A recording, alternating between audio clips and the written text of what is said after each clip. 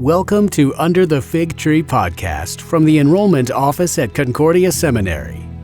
Join us as we talk theology and life under the fig tree. Welcome back to Under the Fig Tree. Today, we are so glad to have with us our guest, Sam Teichelman. But before we get to him, Daniel, it is golf season, and I'm excited about getting out to golf a little bit more. I've got my golf socks on here. I see that. They look nice. Yeah. But I was just remarking the other day just how amazing it was that Rory McIlroy has now won 2 Masters in a row Two green jackets. Yeah, after having such a drought. That was the last one that he needed to get the Grand Slam, and now he's got it, and it's all good for him from here on out. Yeah, so he's done something pretty historic 2 years in a row now with his second green jacket. You know, I am a Rory fan, but my first love in terms of golf is Scottie Scheffler. I mean, the man is awesome. Scotty's top notch. Yes, he is. Top golfer in the world, and this is now 2 second place finishes in a row for him with this last weekend with the RBC Heritage. So a little let down. I'm hoping that he can secure the victory here soon. Yeah, recently he's just been starting kind of slow in the tournaments, and then he kind of picks it up and gets himself in contention by Sunday, which is always good to see when Scotty is doing well. By the way, I was watching a little bit of the RBC yesterday with my friend, or not my friend, with my son. He is my friend too, but my son Sam.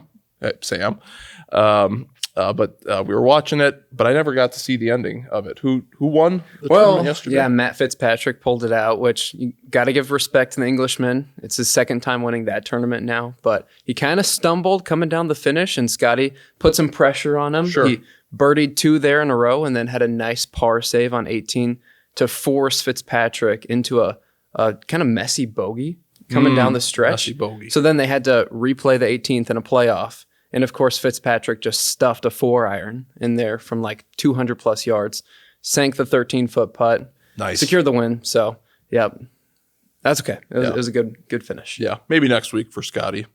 Yeah, I probably would have watched it if I hadn't have been tending to our newborn twins. As you know, yes. My wife and I, we just recently had twins.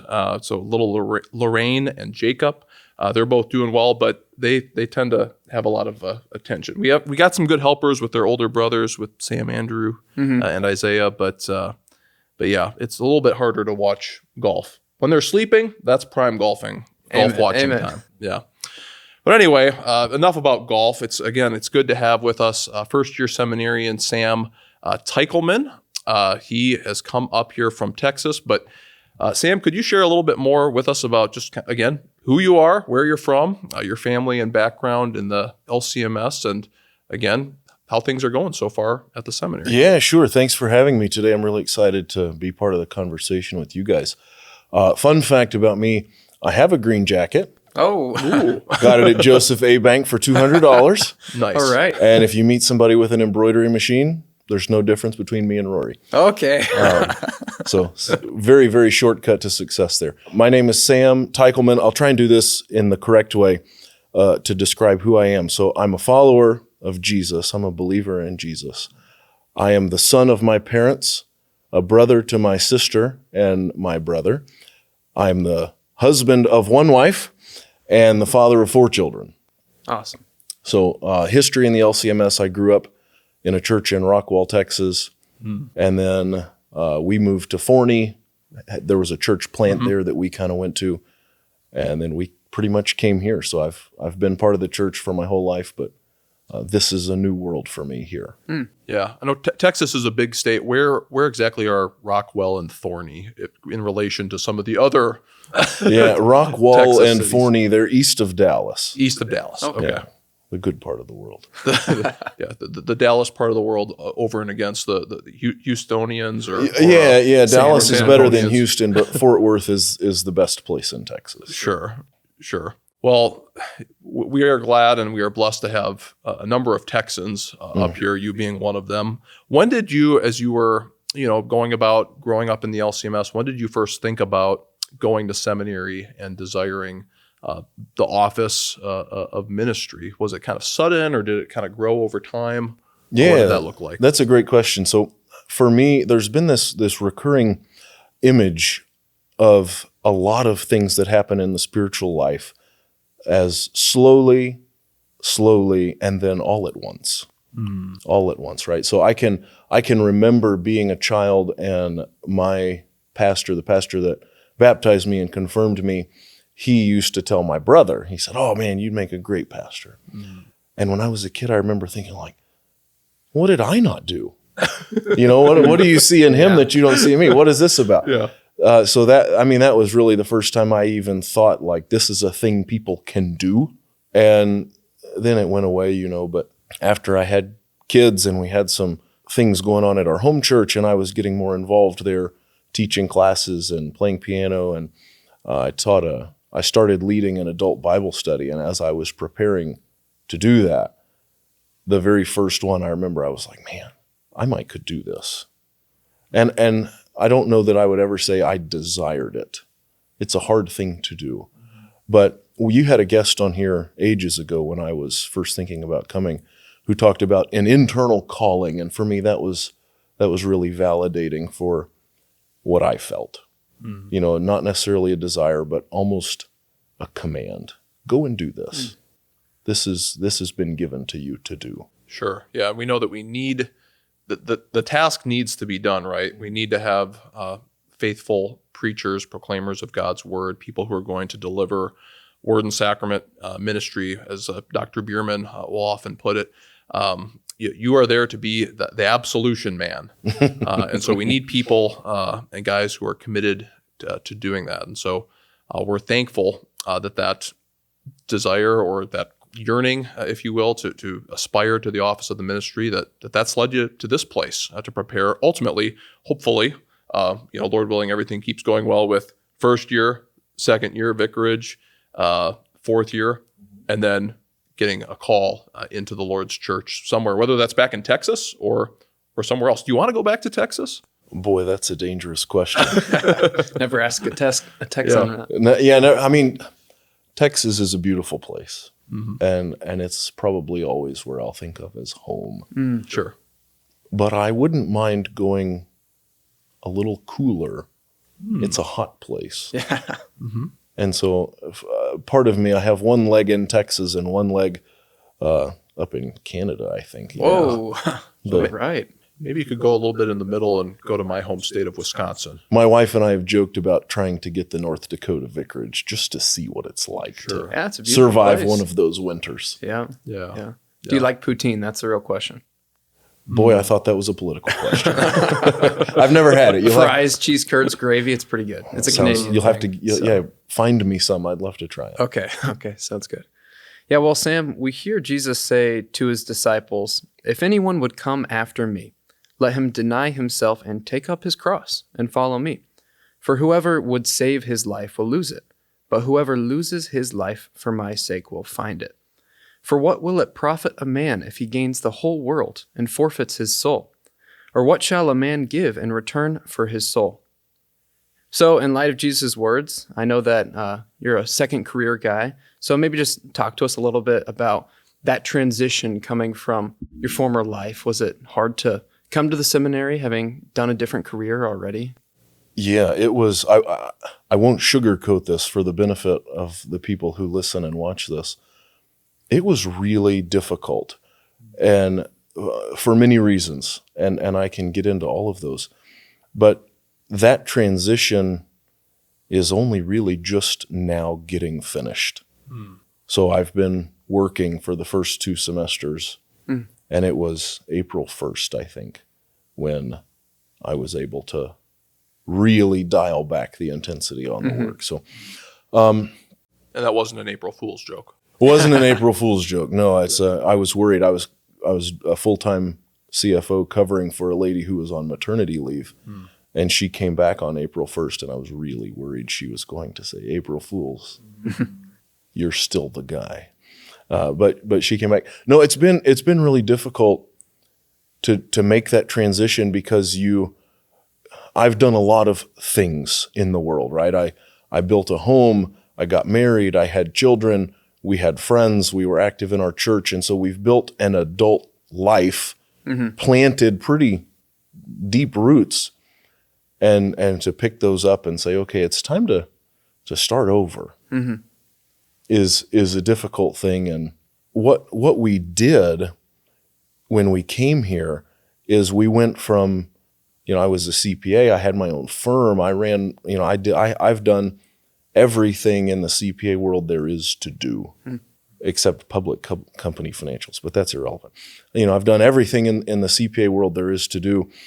And you go from being on the top of a very black and white mountain to now I'm at the bottom of a very different mountain, a lot more gray area, a lot more wrestling with thoughts and ideas and concepts and emotions. So that's been a big reset for me. The other thing that's been really hard, I'm dying to give you a Texas analogy about what being a second career guy is like. Especially for me, I was self-employed, and so I was like a big wild horse. I just have this picture in my mind of like this beautiful black horse running wild. It's Emphasis on beautiful. Yes, focus on beautiful, right? Very handsome, very muscular, lots of hair. And so you just see this wild horse running out like it's the opening scene to The Lion King, except the horse is just there on its own. And you go, wow, that's a beautiful horse. And here comes a cattle rancher. And he says, man, we really could use some more horses to help us drive these cows to market. And the wild horse gets interested and he says, oh, I can run fast. I'm strong. I'm beautiful. I want to help you. I can help you. And they say, okay. And they bring the horse in, and the trail boss says, you're beautiful and you have a lot of good things about you, but we don't really need a wild horse. We need a horse that can put on a saddle and get to work. And so coming from a world where I was my own boss and I was very well respected in my field to starting over, it's been a little bit like getting saddle broken. And so, guys always talk about formation. I said, I don't know, what is that? And to me, formation has looked a lot like being saddle broken as a second career guy. And there's a real beauty in it. It sounds hard. Nobody wants that, but it sounds hard. It's beautiful. Yeah. It's been a great process to kind of submit to as we go through classes and the rigors of seminary and all the other things we do here. Doesn't Luther have a similar analogy in The Freedom of a Christian? He's talking about the inner person and the outer person, and the inner person kind of needs to be willing to break in the outer person, to break in the horse. Except for us here, it's kind of inner and outer person that's getting broken in. It is, it's a wonderful experience, but it is humbling in some ways. Super humbling. I mean, I think of guys like you, guys like our buddy Phil, who's not only second career, but like he's completed an entire lifetime in his career. And he's willing to sit in a classroom under a teacher, wonderful professors, but still to learn and to be willing to submit to that process. It's respectable. Yeah, I was thinking was it yesterday? I was thinking just yesterday, I said, I hear Paul talk about we have to crucify, or we have to die to our flesh. And I was thinking of the hymn, let us mortify all passion and these things. And I was going, man, that's a lot of what it is. Luther, he would have gained a lot more fans if he wrote about horses, but the thought of just dying to self is something that has really been on my mind lately. Like we have an opportunity to do that here and to really explore what that is. And I think we come out so much better for it. Yeah. I'm thinking a little bit about a conversation I had with my son last night. There was a bit of a consequence that needed to happen because of something that he did. And he was, kind of upset about it and was wondering about, starting to question, well, Dad, do you love me? And of course we remember and recall from the scriptures that, the Lord disciplines the ones that he loves, just as fathers and mothers discipline their children because they love them. They want them to know what's best for them. And I think that, seminary formation is kind of like that, where there's that discipline that maybe it feels kind of unpleasant at times, or maybe a lot of times, but it's forming you. It's what is the word? Saddle breaking? Yeah, sure. Yeah, saddle breaking you to get you ready to ride off to a parish and serve well, and serve faithfully. Well, Sam, you've been living on campus this year out in our married housing in the woods. What do you appreciate about the seminary community here? Just being on campus, being with everybody. And I also hear too that you've made some improvements to your property a little bit. So Sure. talk about any of that. Yeah. So it's not my property. Yeah, well, right. Not and your I property. get that. But we had an opportunity to put in a little patio, and I said, if this is for me, it's not really worth doing. But if this is for me and the people that come after me, Yeah. what a cool thing to get to do for the community as a whole. Yeah. We've tried to use that as a community space where we can have people over. Awesome. Because that's been the real benefit to being on campus as a residential student, to being in the housing in the woods, is when you go through these humbling times, those can be really difficult, and they're difficult to deal with on your own. And so to be surrounded by friends and neighbors who have experienced it or are experiencing the same kind of thing, there is so much good that happens in conversations with neighbors, guys building each other up in love for the service. Yeah, this happened to me too. Here's how I dealt with it. There's, what you're feeling is normal, and what you're feeling is actually intentional. This is a desired outcome of what we're doing, is for you to do lots of self-reflection, lots of thinking, and really lots of changing. Because as much as a lot of us in the first year joke, we come in with a little bit of a hero complex. Yep. I'm going to save the church, right? We're big, beautiful horses. But as much as we want to think that, learning how to be in community is its own thing. It's a beautiful place to be. We're going to miss it. I know we've already talked about that. We're going to miss it. It is a beautiful thing, and it's beautiful then to get sent out, but it's also beautiful just with the means of technology that we have to stay in touch with our brothers and sisters in Christ as well, those who are going out as deaconesses. Yeah, I just think back to my time here on campus. We lived out in, it was 13D. That was one of our apartments. Okay. And then 4D, so kind of that inner little belt there with that. Oh, yeah. Yeah. It's right across the way from us. Right Yeah, and it was just so much fun being on campus with the people, being able to care for one another, being able to lift each other up, support one another. What a blessing that was. Yeah. So, Sam, in light of your experiences here at the seminary, do you have any advice for students coming in? I don't know a first year would be good at giving advice, but I would say come humble. Come humble. I was really impressed when we started Summer Greek. We went around the room and said, everybody say where you're from, if your second career, what you did. And I was surrounded by senior managers and directors and very brilliant minds. I've been just blown away at the caliber of person who is here studying. And I realized, these are all leaders in the world who are coming here. And it's really hard for people who have done that to come humble, but is really important. I think it helps with systematics. It helps you get through the first semester of systematics to be a little humble and to be ready for that. But just really know that there is a lot you don't know all that well yet. No matter how good of a theologian you think you are, there are things you haven't wrestled with. There are issues you haven't considered. And so just have a little respect for the rigor that happens here and know that it's really intentional. There's a reason behind everything that we do here. Come humble, expect to be saddle broken. Yeah. And find a good comfort food restaurant. Find a good comfort food restaurant. Yeah. That'll get you through a lot. Yeah, plenty of those around here. Wait, what's your restaurant? Yeah, that's a good question. So we found a Texas Roadhouse. Oh, okay. Go figure. Yeah, I know.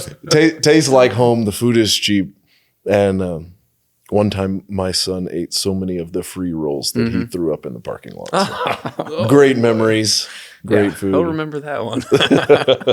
Well, Sam, we like to, as we kind of start to wrap up this episode, if you will, of Under the Fig Tree, one of the things that we like to do is this fun section called Ripe for the Pickin' or Leave It on the Tree. And so we're going to give you a few different categories or items. And if we say ripe for the pickin', or if you say ripe for the pickin', that means that's what you would like to do, that you would enjoy that. Or if you leave it on the tree, that means it's not really for you. So the first one up here is fishing. Ripe for the pickin' or leave it on the tree. Ripe for the picking. Yeah.